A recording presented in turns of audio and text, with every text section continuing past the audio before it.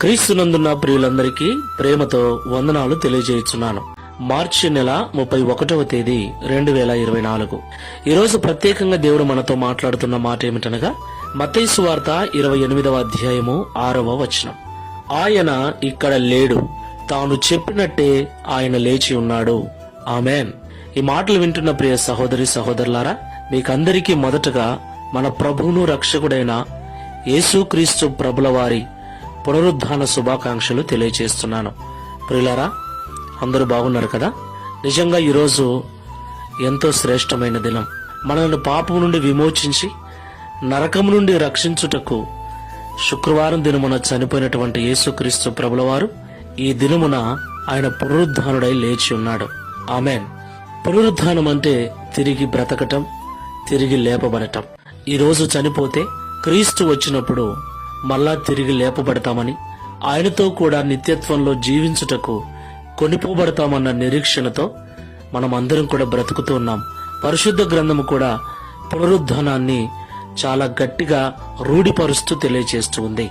ఎందుకంటే మనం ఆరాధిస్తున్న యేసుక్రీస్తు ప్రభుల వారు పునరుద్ధానుడై లేచాడు. అదే మనకు ఆధారం. పరిశుద్ధ గ్రంథం సెలవిస్తుంది, ప్రథమ ఫలముగా ఆయన లేపబడెను, ఆయన వచ్చిన తరువాత ఆయన వారు లేపబడుతురు, అటు తర్వాత అంతము వచ్చును అని రాయబడింది. నా ప్రియమైన సహోదరి సహోదరులారా, పునరుద్ధానం ఉంది. మన ప్రభుల వారు అందుకు నిదర్శనం. ఒకరోజు మనము కూడా పునరుద్ధానులమవుతాం. అయితే పునరుద్ధానము చెందిన మనము క్రీస్తుతో ఉండుటకు కొనిపోబడాలి. అలా కాకుండా నరకంలో కాలిపోవుటకు కొనిపోబడినట్లయితే ఆ జీవితం ఎంత దుర్భరంగా ఉంటుందో ధనవంతుని చరిత్ర మనకు తెలియజేస్తుంది. కాబట్టి మాటలు వింటున్న ప్రియ సహోదరి సహోదరుడా, ఒకసారి మన యొక్క జీవితాలను పరిశీలన చేసుకుని ప్రార్థన చేసుకుందాం. పునరుద్ధానుడైన యేసుక్రీస్తు ప్రభువా, పరిశుద్ధమైన మీ నామమునకు స్తోత్రాలు.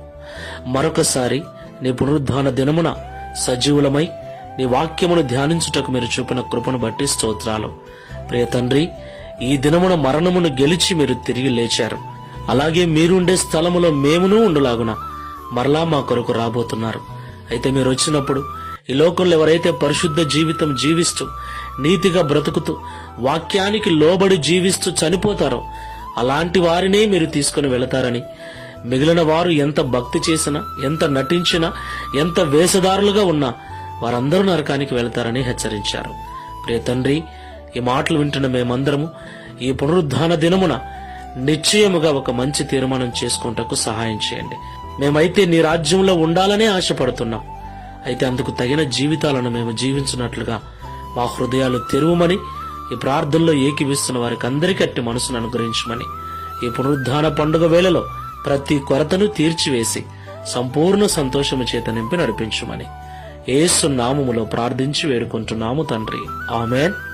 Praise the Lord. God bless you.